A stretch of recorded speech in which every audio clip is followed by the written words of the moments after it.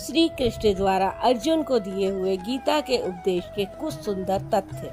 योगेश्वर श्री कृष्ण ने 18वें अध्याय में बुद्धि, धारणा और सुख के लक्षण बताते हुए श्लोक नंबर 29 में बताया। धनंजय, बुद्धि और धारणा शक्ति का भी गुणों के कारण 3 प्रकार का भेद संपूर्णता से विभाग पूर्वक मुझसे सुनो। श्लोक नंबर 30 में बताया, हे पार्थ, प्रवृत्ति और निवृत्ति को, कर्तव्य और अकर्तव्य को, भय और अभय को तथा बंधन और मोक्ष को जो बुद्धि यथार्थ जानती है वह बुद्धि सात्विकी है। अर्थात परमात्मा पथ, आवागमन पथ दोनों की भली प्रकार जानकारी वाली बुद्धि सात्विकी है।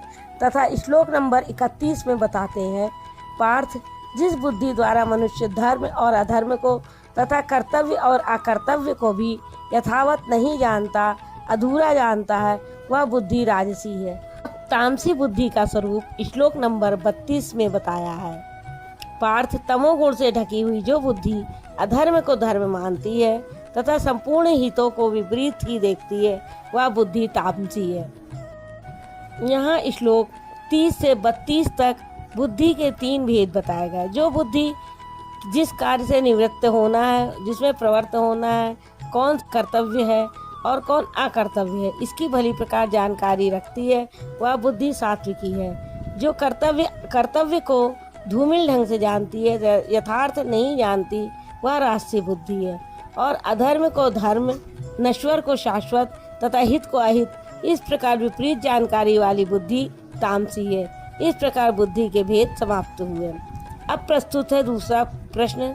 धृति, धारणा के 3 भेद श्लोक नंबर 33 में बताए गए हैं। योगेन, यौगिक प्रक्रिया के द्वारा अव्यभिचारिणी योग चिंतन के अलावा दूसरे किसी स्फुरण का आना व्यभिचार है। चित्त का बहक जाना व्यभिचार है। इसके विपरीत अव्यभिचारिणी धारणा से मनुष्य मन, प्राण और इंद्रियों की क्रिया को जो धारण करता है वह धारण सात्विकी है।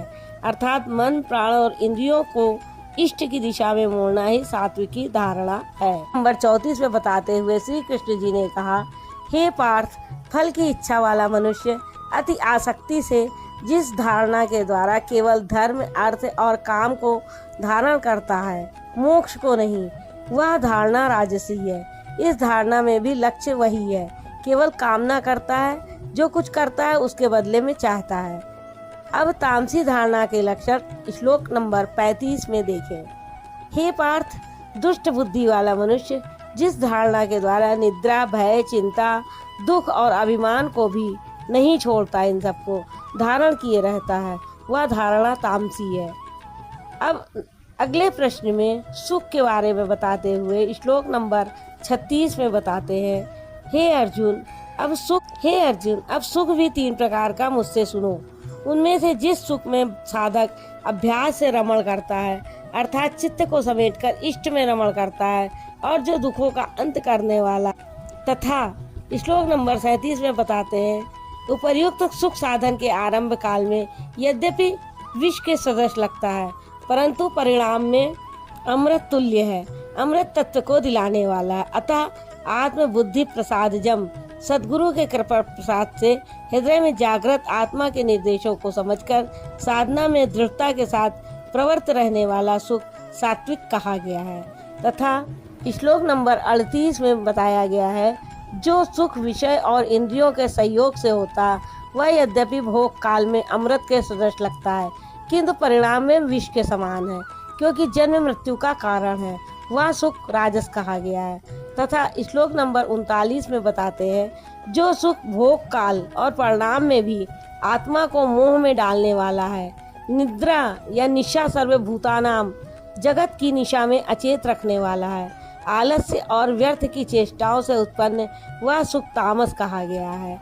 अब योगेश्वर श्री कृष्ण गुणों की पहुँच बताते हुए श्लोक नंबर 40 में बता रहे हैं कि जो सबके पीछे लगे हैं अर्जुन, पृथ्वी में, आकाश में अथवा देवताओं में ऐसा कोई भी प्राणी नहीं जो प्रकृति से उत्पन्न हुए 3 गुणों से रहित हो।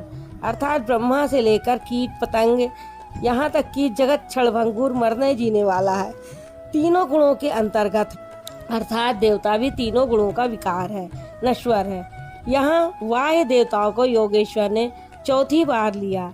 अध्याय 7, 9, 17 तथा 18वें अध्याय में इन सबका एक ही अर्थ है कि देवता तीनों गुणों के अंतर्गत है। जो इन्हें भजता है वह नश्वर की पूजा करता है। अब प्रस्तुत है पीछे से आरंभ हुआ प्रश्न वर्ण व्यवस्था। वर्ण जन्म प्रधान है अथवा कर्मों से पाई जाने वाली अंतःकरण की योग्यता का नाम है।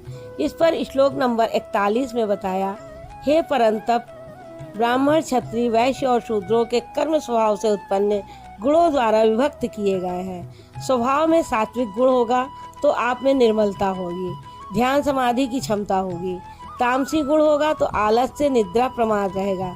उसी स्तर से आपसे कर्म में भी होगा तो जो गुण कार्यरत है वही आपका वर्ण है, स्वरूप है। इसी प्रकार अर्ध सात्विक और अर्ध राजस से एक वर्ग क्षत्रिय का है और आधा से कम तामस तथा विशेष राजस से द्वितीय वर्ग वैश्य का है।